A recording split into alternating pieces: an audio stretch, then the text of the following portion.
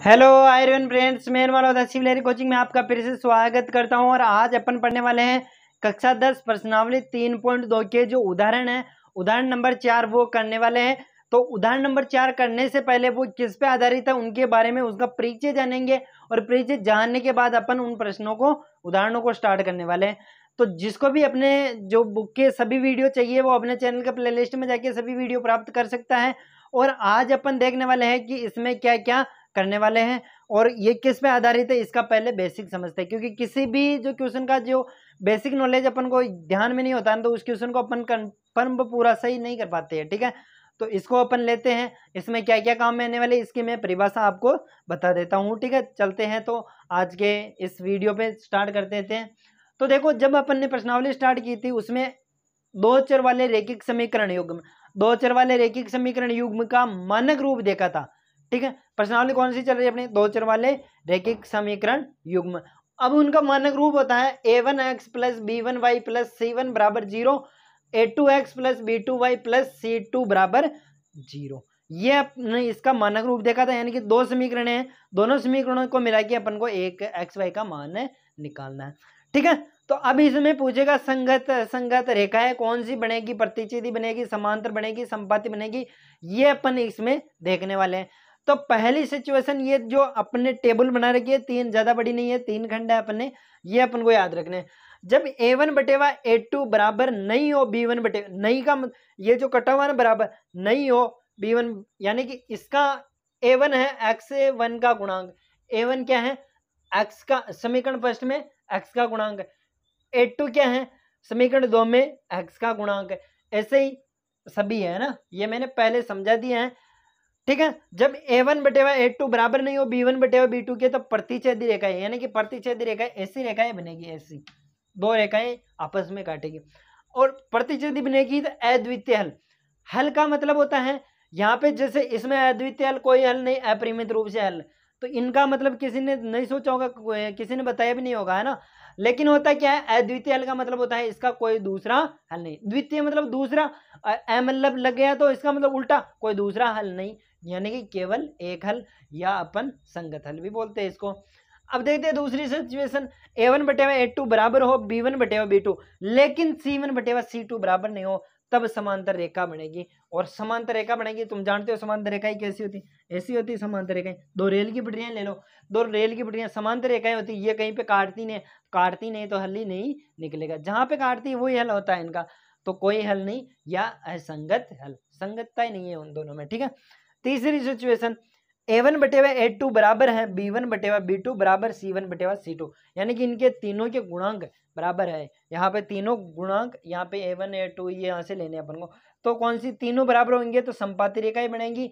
अब संपाती रेखाएं कैसी होती है, एक रेखा के ऊपर ही दूसरी रेखा, एक रेखा के ऊपर ही दूसरी रेखा, कहने का मतलब जैसे मैं बोलूं संपाती मतलब जैसे ये है ना, मेरा पीछे वाला हाथ दिख रहा है, नहीं दिख रहा है, तो इसका मतलब एक के ऊपर एक दिखाई दे रही है, इसे बोलते हैं संपाती रेखा।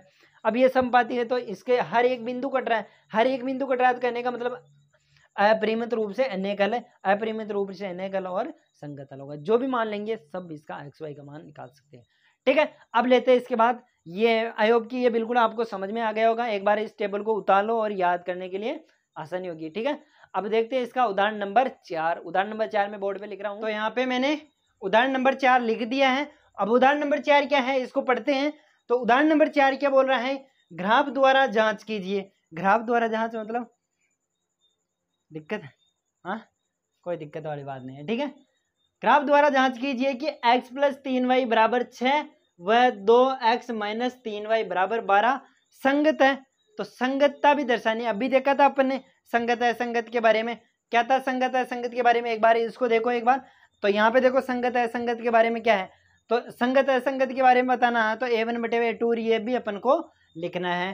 ठीक है, तो कहने का मतलब देखो यहाँ पे तो इन दोनों की संगतता बतानी है पहले तो। ठीक है, इसके बाद देखना संगत है तो उन्हें ग्राफीय रूपों से, ग्राफ से हल कीजिए, ग्राफ से हल करने का मतलब वही ग्राफीय विधि। ठीक है, तो पहले संगतता देख लेते हैं, तो दोनों समीकरणों को मैं यहाँ पे लिख देता हूँ। तो x प्लस 3y बराबर 6, पहली समीकरण तो ये, और सेकंड समीकरण है 2x माइनस 3y बराबर 12। ठीक है। अब देखो इनमें जांच कैसे करनी है, पहले बराबर वो बराबर अपन को कुछ भी नहीं लगाना, मैं बता रहा हूँ। पहले तीनों लिख देना, A1 बटेवा A2 बराबर B1 बटेवा B2 बराबर, बराबर नहीं लगाना है, पहले बराबर नहीं लगाना है, और C1 बटेवा C2। तो यहाँ पे देख पा रहे हो मैंने A1 बटेवा A2 C1 ये लिखा है, ठीक है। तो देखो यहाँ पे मैंने लिख दिया है, तो अब A1 उनसे मिलान करो, मैंने मानक समीकरण लिख रखा है ऊपर देखो। तो A1 का मान है 1, A2 का मान है 2, और B1 का मान है अपने पास 3, और B2 का मान है -3, और A2 C1 का मान है, सॉरी C1 का मान है यहाँ पे, ये इधर आएगा तो माइनस में आएगा, तो -6, क्योंकि देखो वहाँ पे मानक रूप क्या लिखा हुआ है, मानक रूप A1x B1y C1, तो C यहाँ पे है इसलिए यहाँ पे माइनस हो गया, तो ये भी इधर आया तो -12 हो गए, ठीक है। काट दो इनको जो कट रहा है जिनको, 1/2 ये बच गया -1/1, और ये बच गया अपने पास माइनस से माइनस कैंसिल, 6 एकम 4 6 दूनी 12। तो देखो यहाँ पे ये तीनों आपस में बराबर नहीं है, तो 6 6 2 12, ठीक है। तो ये दोनों तो बराबर नहीं है, ये आप तीनों आपस में बराबर नहीं है। तो पहली बात तो ये दोनों ही बराबर ही नहीं है, इनसे तो मतलब ही नहीं है आगे वालों से। तो जब ये दोनों बराबर नहीं है तो फर्स्ट समीकरण देखो, तो फर्स्ट है अपने A1 बटेवा A2 बराबर नहीं है B1 बटेवा B2 के, तो कौन सा है, तो संगत हल होगा। कौन सा होगा, संगत हल। कौन सा होगा, संगत हल। तो संगतता पूछिए तो संगत हल मैंने बता दिया, किसके कारण, A1 बटेवा A2 बराबर नहीं है B1 बटेवा B2 के, तो क्या हो गया, संगत हल हो गया। अब देखते हैं इसके बाद, यदि संगत है तो, यदि ऐसा संगत है तो ग्राफ द्वारा हल करना। तो ग्राफ द्वारा हल करते हैं इसका, तो ग्राफ द्वारा हल कर रहा हूं मैं यहाँ पे। तो पहला समीकरण है अपने पास x + 3y बराबर 6, ठीक है। तो इधर x रख लेता हूं मैं, तो x बराबर आ जाएगा अपने पास 6 - 3y। यदि मैं y बराबर 0 रखता हूँ, y बराबर 0 रखता हूँ, तो 0 रखूंगा तो ये तो कांस्टेंट पूरा 0, तो यहाँ पे कितना बच गया, x बराबर 6, ठीक है। और यदि मैं यहाँ पे x बराबर 3 y बराबर 1 रखूँ, y बराबर 1 रखा मैंने, y बराबर 1 रखा, तो 1 रखा तो ये 3 एकम 3, और 6 में से 3 घटाओ तो y बराबर क्या आ गया अपने पास 3, ठीक है। तो इसकी टेबल बना लेते हैं यहाँ पे।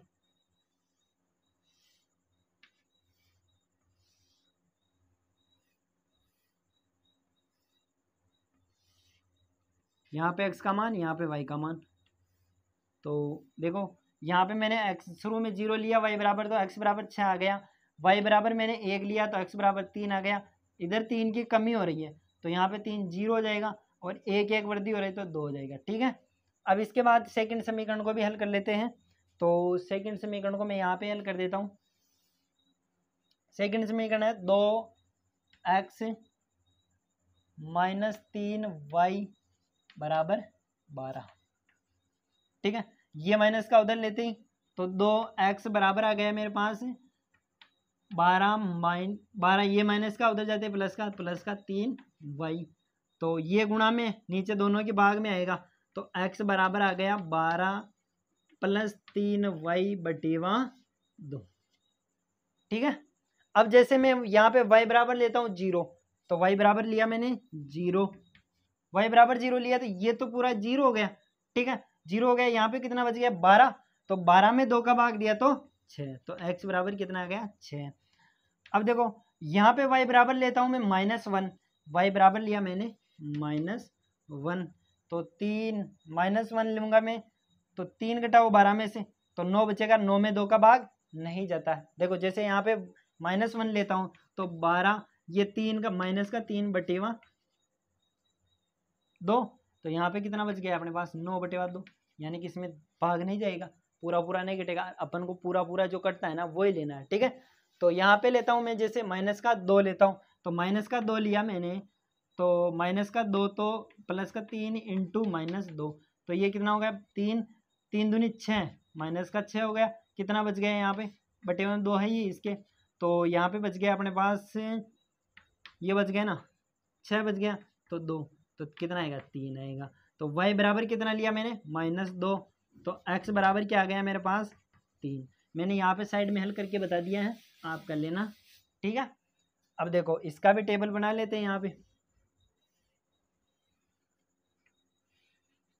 ये मैंने टेबल बना लिए, एक्स का मान और ये वाई का मान, ठीक है। तो वाई बराबर मैंने क्या लिया, पहले 0 लिया, तो एक्स बराबर क्या आ गया, 6 आ गया।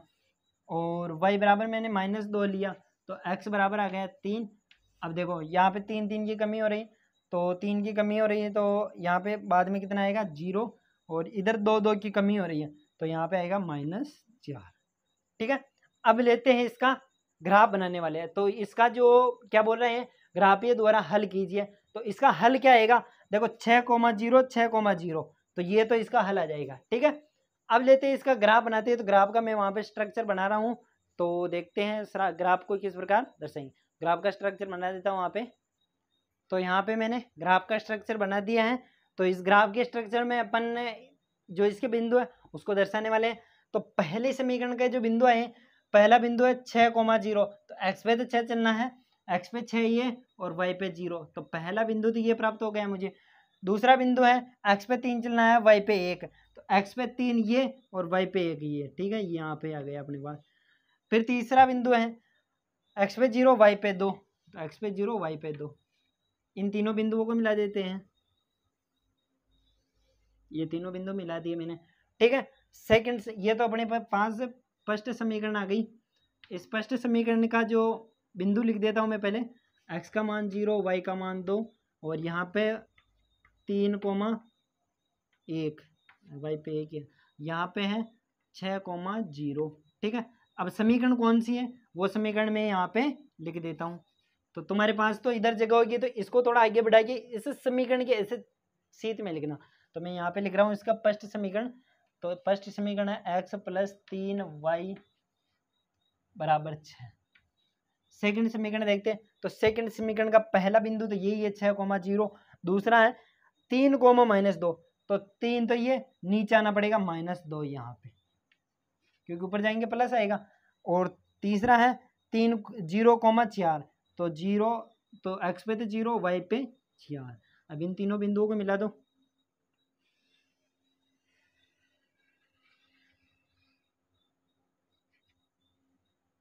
तो इस समीकरण को तुम यहाँ पे, ये तो ठीक है, यहाँ पे लिख देता हूँ मैं, है ना, इसको पहली को x + 3y = 6, और ये सेकंड समीकरण यहाँ पे लिख देता हूँ मैं। सेकंड अपने पास 2x - 3y = 12, ये सेकंड समीकरण अपन ने दोनों समीकरण यहाँ पे दर्शा दिए। इसके निर्देशांक भी लिख दो। तो ये है 3, -2, और ये है 0, -4, ये बिंदु भी मैंने दर्शा दिए। इस प्रकार ये ग्राफ बनने वाला है। तो आई होप कि बिल्कुल आपको समझ में आ गया होगा। अब देखते हैं इसका उदाहरण नंबर 5। तो इसमें क्या क्या करना है, तो ग्राफीय पहले तो संगतता देखने की, कौन संगत हल है या असंगत हल है।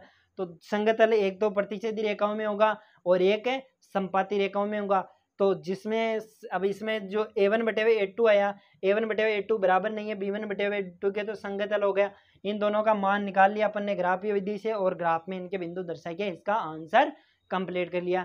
तो अब लेते हैं इसका उदाहरण नंबर 5। तो उदाहरण नंबर, इसको उतारना चाहते हैं तो उतार लो, ठीक है। अब देखते हैं उदाहरण नंबर 5। तो अब लेते हैं उदाहरण नंबर 5। तो उदाहरण नंबर 5 क्या बोल रहा है, इसको पढ़ते हैं, और सेम वैसा का वैसा ही क्वेश्चन है, थोड़ा सा फर्क है ना, ठीक है, कोई दिक्कत वाली बात नहीं है। तो ग्राफ द्वारा एक बार क्वेश्चन को पढ़ लेते हैं। क्वेश्चन को पढ़ने से क्या होता है, उसका आधा आंसर तो 2 बार पढ़ लेते हैं ना, तो ही मिल जाता है अपन को, ठीक है। क्वेश्चन समझ में नहीं आता है, करने लग जाओ, समझ में नहीं यार, क्या करने लग जाओ यार। ग्राफ द्वारा जांच कीजिए कि निम्न समीकरण युग्म का हल नहीं है, अद्वितीय हल है, अथवा अपरिमित रूप से अनेक हल है। तो पहले तो वही जो समीकरण यहाँ पे देखो, मैंने यहाँ पे समझाया आपको पहले कि a1/a2, b1/b2, c1/c2 ये क्या क्या होते हैं, इनके बारे में। अपरिमित रूप से हल किसके आएंगे, अद्वितीय हल किसका आएगा, कोई हल किसका नहीं आएगा, वो अपन को जांच करनी है। तो इसमें देखते हैं, पहले वो जांच कर लेते हैं। तो पहले इस समीकरण को सही रूप में लिखो। तो समीकरण को सही रूप में लिखने का मतलब इनका लघुत्तम लो। तो इसके नीचे कुछ नहीं, 1 है, मतलब इनका लघुत्तम 5 आ गया, ठीक है। तो 5 लघुत्तम आ गया, तो ये हो गया अपने पास।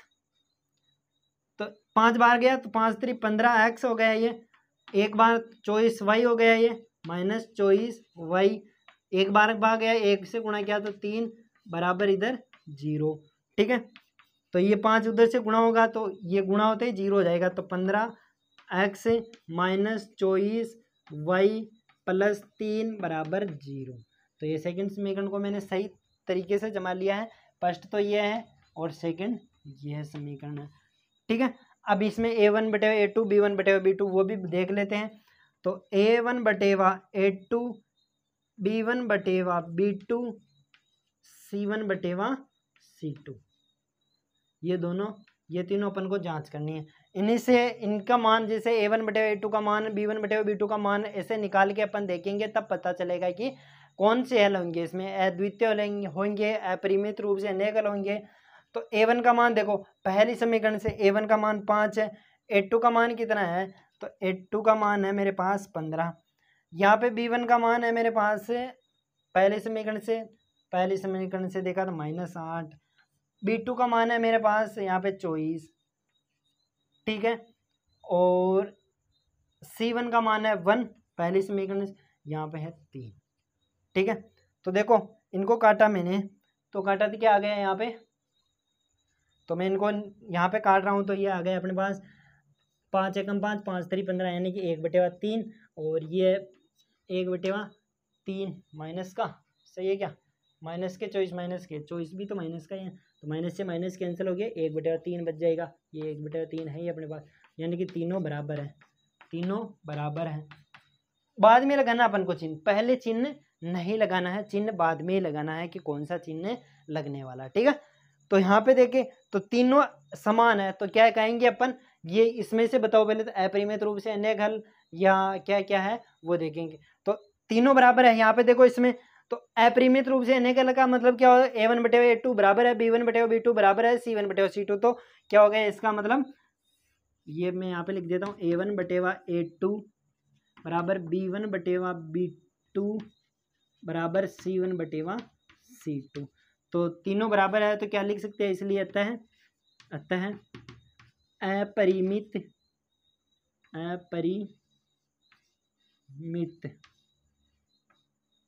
रूप से अनेक हल, अपरिमित रूप से अनेक हल।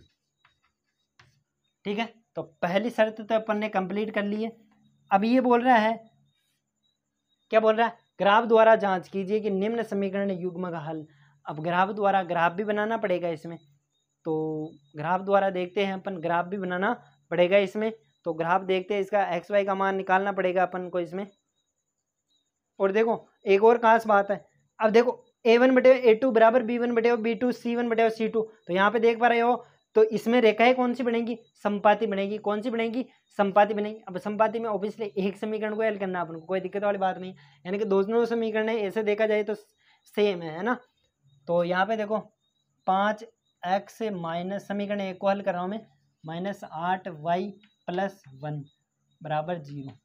तो 5x बराबर क्या हो गया अपने पास, ये इधर जाएगा तो प्लस का हो जाएगा 8y - 1, ये इधर आते -1, ये गुणा में इधर आते भाग में, तो ये बटेवा में 5 आ गया अपने पास। ठीक है, अब देखो, अब x y का मान जैसे मैं 0 रखूँ तो पॉइंटों में आएगा, तो पॉइंटों में अपन को लेना नहीं है। तो y का मान क्या रखूँ मैं, तो जिसमें 5 का भाग चले जाए, तो y का मान में 2 रखूँ तो 8 दूनी 16, 16 में से 1 गया तो 15 बचेगा। तो y बराबर रखा मैंने 16, जैसे y बराबर यहाँ पे रखता हूँ मैं 2, तो y बराबर 2 रख रहा हूँ, तो 2 × -1/5, तो 8 दूनी 16 -1/5, तो कितना बच गया 15/5, 15/5 यानी कि 3, 5 3 15। तो x बराबर कितना आ गया 3।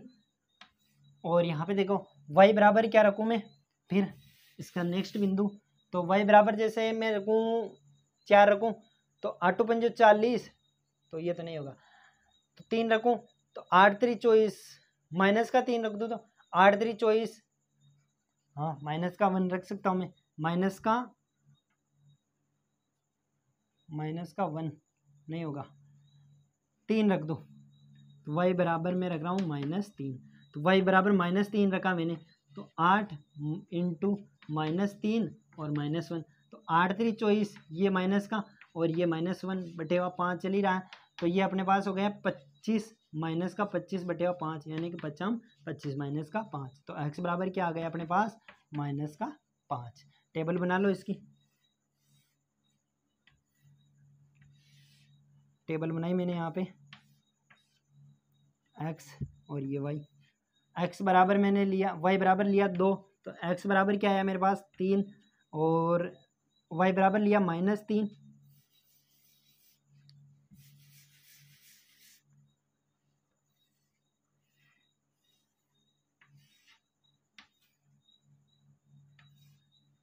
y बराबर लिया मैंने -3, तो x बराबर आ गया -5। ठीक है, तो यहाँ पे देखो कितने की कमी हो रही, 8 की, तो इधर 8 कम हो रहा, तो 8 और इसमें से कम करो, तो 5 और 8 13, तो माइनस का 13 हो जाएगा यहाँ पे। इधर देखो दो, वैसे दो बिंदु ही दर्शाने हैं, लेकिन और भी देख लो, तो इधर कितना हो रहा, 5 कम हो रहा है, तो इसमें से कम किया 5, तो -8। ठीक है, अब देखो दूसरी समीकरण, तो दूसरी समीकरण क्या है, तो यहाँ पे दूसरी समीकरण लिख रहा हूँ मैं, 15x - 24 y बराबर प्लस, यहाँ पे कितना +3 बराबर क्या है 0, है ना। तो देखो ये पूरी समीकरण 3 से कैंसिल हो रही, तो 3 का भाग देने पर 3 का भाग दिया, तो 5 3 5 15, यानी कि 5x और -3 8 24 और +3 एकम 3 बराबर 0। तो ये समीकरण बराबर नहीं, तो दोनों की टेबल भी सेम ही आएगी, तो इसकी टेबल भी क्या आ जाएगी अपने पास, यहाँ पे टेबल लिख दो, इसकी टेबल भी आ जाएगी, यही आएगी सेम x और y, तो 2 और 3 -3 और -5, दोनों की टेबल अपने पास आ गई है। अब इसका दर्शाना अपन को ग्राफ, तो ग्राफ दर्शाने के लिए मैं उधर ग्राफ बना रहा हूँ, तो मैंने यहाँ पे ग्राफ बना दिया है, तो दोनों समीकरणों को यहाँ पे दर्शाता हूँ मैं। तो पहले समीकरण को देखो, तो x पे तो चलना 3, y पे चलना 2, तो x पे 3 और ये y पे 2, यानी कि यहाँ पे आएंगे ऊपर। ठीक है, तो पहला बिंदु ये मिल गया। x पे चलना -5 और y पे चलना है 3, तो x पे तो ये आएगा -5, यानी कि यहाँ पे, और y पे आएगा 3, तो y पे 3 माइनस में नीचे आएगा, तो 3 यहाँ पे आएगा अपने पास, ये 3 आ गया। ठीक है, अब इन दोनों बिंदुओं को मिला देते हैं, इन दोनों बिंदुओं को मिला देते हैं। वैसे ऑब्वियसली 3 बिंदु की जरूरत पड़ती है, लेकिन मिलाने के लिए 2 बिंदु ही काफ़ी है। ठीक है, तो मैंने इन दोनों बिंदुओं को मिला दिया, यहाँ पे ऐसे रेखा बनेगी। तो इसके ऊपर है ना, एक तरफ तो लिख दो पहली समीकरण है अपने पास 5x - 8y + 1 बराबर 0, और सेकंड जो क्या है अपने पास, सेकंड समीकरण क्या है, सेकंड अपने पास 15x - 24y और +3 बराबर 0। तो दोनों समीकरणों को मैंने यहाँ पे दर्शा दिया है। कहाँ पे दिक्कत आई, क्योंकि दोनों की समीकरण एक ही बनने वाली है, दोनों देखो समीकरण एक ही, तो इसमें 3 का भाग दिया, सेम समीकरण है, तो हल करेंगे तो भी वापस यही टेबल प्राप्त होगी। तो दोनों की टेबल बना ली, और दोनों की समीकरण भी एक, इसके ऊपर ही इसको थोड़ा मोटा कर देना ना, मैं जैसे मोटा कर देता हूँ इसको, ये दोनों समीकरण एक ही समीकरण पे आ गई अपनी। ठीक है, तुम स्केल से बनाओगे तो सीधी बन जाएगी। ओके, तो ये अपना दूसरा क्वेश्चन भी कंप्लीट हुआ है। अब इसके बाद देखेंगे नेक्स्ट वीडियो में इसका उदाहरण नंबर, तो अपना उदाहरण नंबर 5 भी कंप्लीट हुआ है। तो अपना उदाहरण नंबर 5 भी कंप्लीट हो गया है। अब देखते हैं इसका अगले वाले वीडियो में इसका उदाहरण नंबर 6, तो उदाहरण नंबर 6 भी देखेंगे अगले वाले वीडियो में, तो उसको पूरा, तो इस पे वीडियो पे बने रहने के लिए आपका धन्यवाद। ओके।